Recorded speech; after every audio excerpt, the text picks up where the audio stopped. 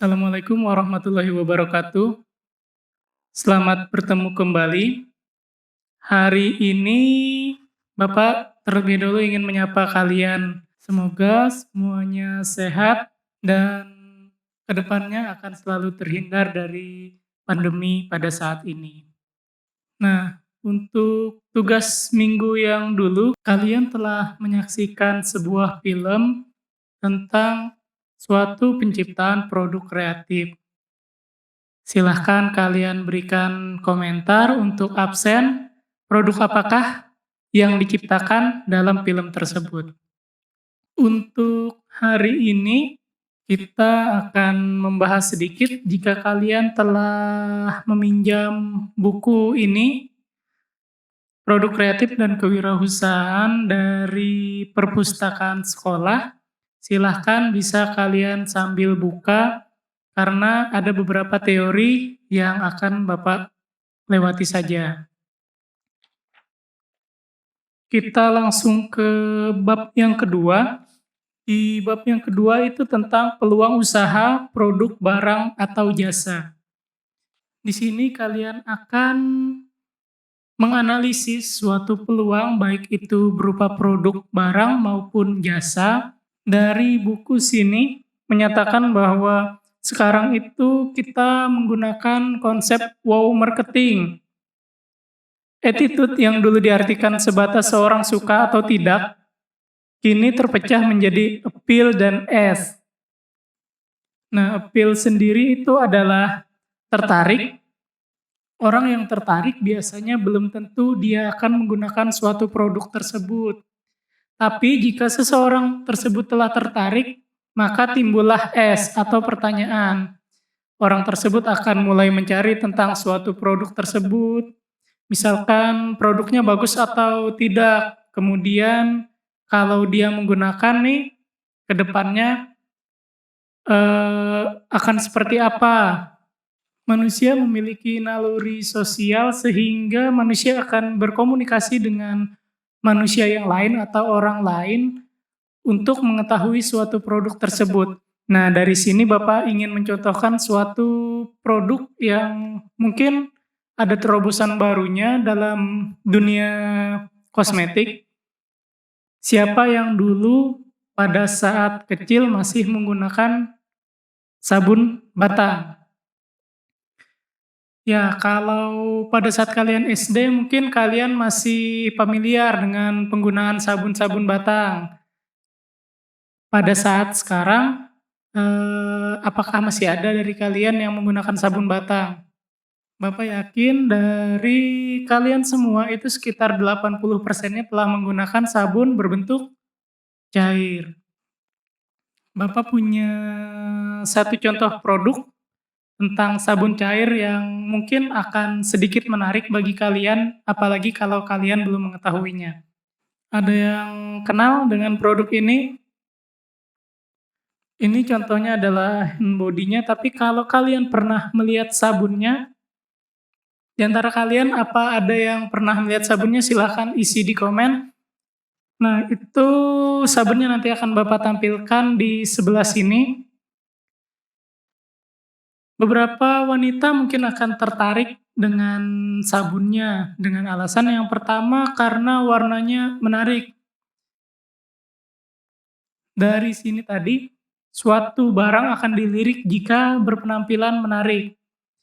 Nah, pada saat orang sudah tertarik akan timbul pertanyaan dari dia, bagaimana kalau dia yang memakai produk tersebut? Nah, ketika dia melihat produk Scarlett tadi, sabun tadi, dia menjadi penasaran terhadap sabun tersebut. Karena itu adalah sabun cair dengan warna yang menarik, kemudian ada butiran-butiran atau seperti glitter-glitter di dalam sabunnya yang warna-warni. Tentunya akan menarik perhatian. Dan biasanya orang-orang yang melihat sabun tersebut pun akan berpikiran bahwa, "Oh, ini bakal enak nih sabunnya." Apalagi variannya kalau kada salah itu ada yang berbau mangga. Jarang-jarang ada di pasaran sabun bau mangga. Biasanya sabun cuma bau kembang, mungkin bau aroma-aroma relaksasi, ada juga sabun yang dari arang. Nah, dari situ, suatu produk tadi memiliki daya tarik tersendiri.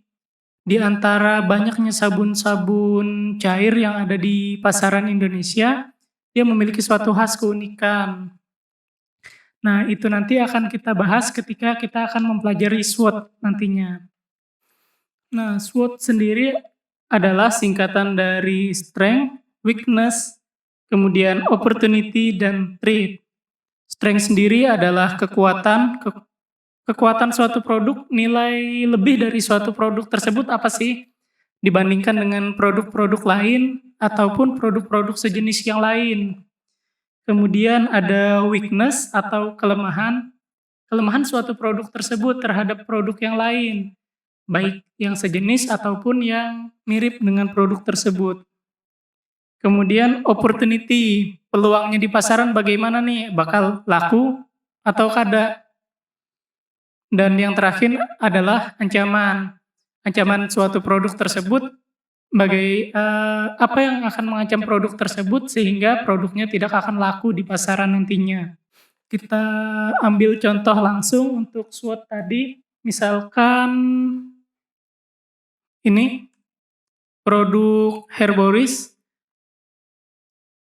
Nah, produk Herboris ini adalah aloe vera gel 98% plus vitamin E. Produk ini kalau kalian ingat beberapa waktu yang lalu yang lagi booming-boomingnya, ada produk serupa dengan kemasan yang hampir mirip juga. Itu produk dari Korea, mengandung aloe vera kalau kada salah itu sekitar 96%. Nah, produk dari Herboris ini tampil ke pasaran nih di Indonesia. Tentunya dia sudah memiliki saingan yang lebih terkenal terlebih dahulu. Apa sih nilai unggulnya dari produk ini tadi? Nah, kita lihat dari strength-nya. Kalau dari strength-nya tentunya yang pertama itu dia adalah produk lokal buatan Indonesia, perusahaannya ada di Indonesia, dan bahkan SMK Borneo Lestari tahun tadi sudah ke perusahaan dari Herboris ini langsung untuk melihat proses produksi produk-produk dari Herboris. Untuk strength yang kedua, dia memiliki kandungan aloe vera itu 98%, lebih tinggi 2% dibandingkan produk yang serupa dari Korea. Kemudian untuk harganya sendiri lebih murah dibandingkan produk yang dari Korea dan tentunya karena dia dibuat di Indonesia, pabriknya Indonesia, tentunya produknya lebih mudah dicari di pasaran karena merupakan produk yang sudah memiliki izin edar. Nah, setelah beberapa contoh dari strength tersebut atau kekuatan suatu produk dari Herboris tadi, kita lihat lagi nih kelemahannya atau weakness-nya produk ini terhadap produk bandingannya atau produk saingannya. Yang pertama, kalau menurut Bapak, kalau menurut Bapak sendiri kelemahannya itu ada di sistem pemasarannya atau sistem promosinya. Banyak dari kalian pasti belum mengetahui produk dari Herboris ini tadi. Yang kedua bisa saja menjadi kelemahannya itu karena tidak ada varian lain. Selain aloe vera, bisa diciptakan lagi varian-variannya dengan aromaterapi atau yang lainnya, Kak. Mengingat produk dari Herboris sendiri memiliki produk yang mempunyai banyak lini, baik dari aromaterapi, parfum, kemudian body care, kemudian perawatan wajah, rambut, dan lain-lain. Tapi kalau produk Herboris untuk aloe veranya itu memiliki banyak seri, mulai dari ada sabunnya, sampo, hand body, dan lain-lain. Nah, lanjut ke opportunity-nya, peluang produk tersebut laku di pasaran. Bapak rasa cukup banyak peluangnya. Yang pertama tadi karena dia adalah produk lokal, punya harga yang lebih murah, dan seharusnya masyarakat kita pun lebih mencintai terhadap produk-produk lokal itu sendiri. Pemasarannya pun akan lebih mudah, mengingat nama Herboris yang sudah lumayan besar di Indonesia. Nah, untuk Kalimantan sendiri mungkin Herboris masih kurang dilirik oleh pasar. Kemudian yang terakhir threat atau ancaman. Ancaman apa saja sih yang membuat produk ini tadi kada laku? Nah, yang pertama itu ancamannya karena produk pesaingnya adalah produk dari luar negeri, tepatnya dari Korea Selatan. Itu di negara kita banyak pengguna produk tersebut bukan karena mereka suka dengan produknya, tapi karena mereka suka dengan artis yang mengiklankan produk tersebut. Misalkan dari Korea Selatan karena mereka suka dengan K-pop, lalu mereka lebih memilih menggunakan produk yang dari Korea tadi dengan alasan ada kesamaan dengan idola mereka sendiri. Itu yang pertama. Yang kedua, mungkin karena dari luar negeri orang-orang kan beranggapan oh kualitasnya akan lebih bagus yang dari luar negeri nih. Kalau masalah harga akan dikebelakangkan dengan perusahaan yang bagus, tertata rapi, apalagi Korea dengan sumber daya manusianya yang sangat telaten, mungkin orang-orang akan berpikir bahwa produk dari Korea akan lebih bagus. Nah, untuk faktor-faktor dalam menganalisis SWOT tadi, terdapat faktor internal dan faktor eksternal. Untuk teori yang ini bisa kalian baca sendiri atau kalian searching-searching itu banyak. Tahukah kalian kalau dunia saat ini sudah mulai memasuki industri revolusi 4.0?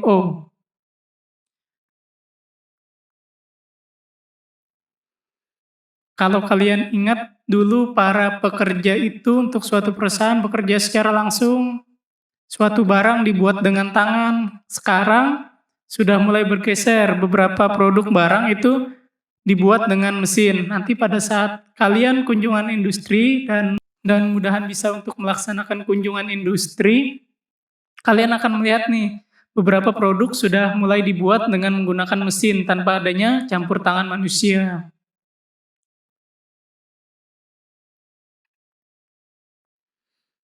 Dari buku ini, Revolusi 4.0 tidak hanya mengubah budaya, namun juga pekerjaan, cara berkomunikasi, berbelanja, bertransaksi, hingga gaya hidup. Nah, dari sini, kalau kalian rasakan, kalian pada saat ini, apalagi pada saat pandemi ini, makin jarang bertemu dengan teman, kalian akan saling sapa dengan temannya melalui internet, melalui Instagram, melalui WhatsApp, atau media sosial yang lain. Sedangkan pada saat dulu kalian hanya bisa berkomunikasi itu secara langsung, tatap-tatapan dengan teman, ngobrol, rame-rame. Beda dengan mungkin pada zaman kalau kalian dulu nonton film Mak Lampir, itu mereka sudah bisa berkomunikasi seperti saat ini. Berkomunikasi jarak jauh menggunakan batin tanpa menggunakan handphone. Mungkin kalau kalian bisa untuk berkomunikasi seperti itu akan jauh lebih menghemat kuota kalian. Kemudian perubahan dalam berbelanja. Pada saat dulu, orang-orang berbelanja pergi ke pasar, toko atau warung pun jarang ada.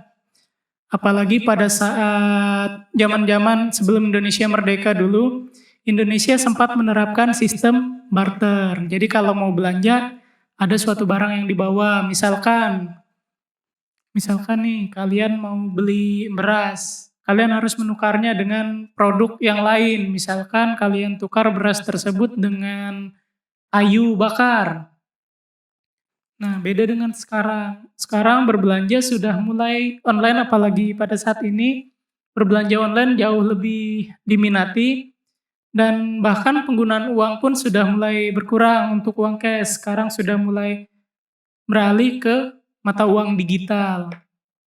Contohnya nih, misalkan kalian berbelanja di aplikasi Shopee, maka kalian pembayarannya melalui ShopeePay, itu termasuk penggunaan uang digital dan itu adalah suatu contoh perubahan dari cara berbelanja saat ini. Nah, kita lanjut ke tahap proses kewirausahaan. Proses kewirausahaan terdiri dari tahap memulai, diawali dengan niat, tentunya niat yang bagus untuk mendapatkan pahala, kemudian melakukan usaha, mempersiapkan segala sesuatu yang diperlukan. Diawali dengan melihat peluang usaha, baru memulai untuk membuka usaha baru. Di sini ada melakukan akuisisi dan atau melakukan franchising. Nah, melakukan akuisisi ini misalkan ada teman kalian sudah memiliki suatu usaha, suatu perusahaan buat produk, kalian punya modal dan kalian beli usahanya tersebut, maka kalian mengakuisisi suatu perusahaan tersebut. Beda dengan franchise. Misalkan kita sebut saja KFC. KFC itu contoh dari franchise yang lumayan besar di dunia. Dimana kalau kalian beli KFC antara di Kimol, di Banjarbaru, kemudian di Banjarmasin itu tentu rasanya tidak akan jauh berbeda. Karena mereka pada saat ingin membuka KFC, kalian punya modal untuk membuka KFC, kalian kerjasama dengan KFC, maka seluruh manajemen termasuk resep itu kalian akan diberikan oleh KFC. Kalian akan diajarkan cara masaknya bagaimana, berapa lama, pada suhu berapa, sehingga rasa yang ada di setiap gerai-gerai KFC yang ada di Indonesia itu memiliki rasa yang identik. Contoh lain, misalkan lagi rame-rame nih, Thai tea atau boba, itu juga merupakan salah satu contoh franchise yang ada di Indonesia. Kalian membeli suatu sistem, kalian menerapkan sistem dari perusahaan pembuat franchise-nya tersebut. Sehingga kalian memiliki namanya dan kalian memiliki cita rasanya, tetapi itu adalah usaha kalian dengan sistem bagi hasil. Nah, kemudian setelah tahap memulai, kalian akan memasuki tahap melaksanakan usaha, yaitu saat kalian menjalankan usaha tersebut. Mungkin hanya ini yang dapat Bapak sampaikan untuk hari ini, kurang dan lebihnya Bapak mohon maaf.